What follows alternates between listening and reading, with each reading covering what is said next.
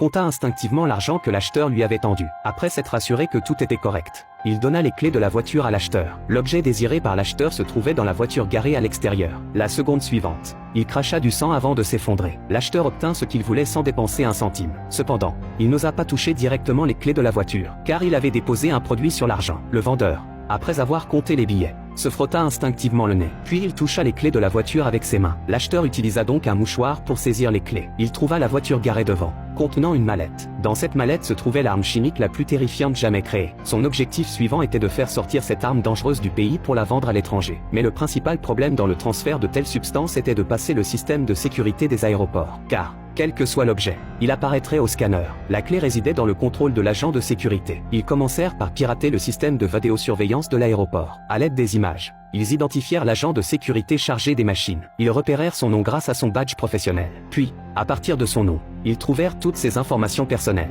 Ils envoyèrent alors un complice pour entrer en contact avec lui. Le complice se fit passer pour un touriste, affirmant qu'un casque audio dans son sac ne lui appartenait pas. L'agent de sécurité pensa que quelqu'un l'avait perdu et s'apprêta à le déposer au bureau des objets trouvés. À ce moment-là, un SMS arriva sur son téléphone, avec un ton impératif. On lui ordonnait de mettre le casque sur ses oreilles. L'agent, surpris, inséra le casque dans ses oreilles. C'est alors que leur méthode favorite entra en jeu, une valise contre la sécurité de sa petite amie. Simultanément, leurs complices pénétrèrent chez lui. Même une simple fiche de paie ou une photo de famille pouvait leur servir. L'agent, Jacques, venait d'être promu au service de sécurité de l'aéroport. Il ne s'attendait pas à vivre une telle situation. Leur demande était simple, laisser passer leurs bagages. En échange, il garantissait la sécurité de sa famille. Cependant, Jacques était conscient de la gravité de la situation. Si leur colis mettait en danger les passagers, les conséquences seraient catastrophiques. Il tenta donc de les distraire en bavardant tout en composant discrètement un numéro d'urgence. Mais il ignorait qu'ils le surveillaient depuis leur ordinateur. Ils déjouèrent immédiatement sa tentative. Pendant ce temps, leur complice trouva chez lui une fiche de paie appartenant à sa petite amie. Ils purent rapidement accéder à toutes ses informations personnelles. Ils découvrirent également un test de grossesse. Sa petite amie était enceinte. Au moment où Jacques termina d'appeler les secours, ils mentionnèrent immédiatement le nom de sa petite amie. Ils ajoutèrent que leurs hommes la tenaient en joue avec une arme. S'ils voulaient éviter qu'elle soit en danger, ils devaient raccrocher immédiatement. Cette menace parvint à contrôler Jacques comme prévu.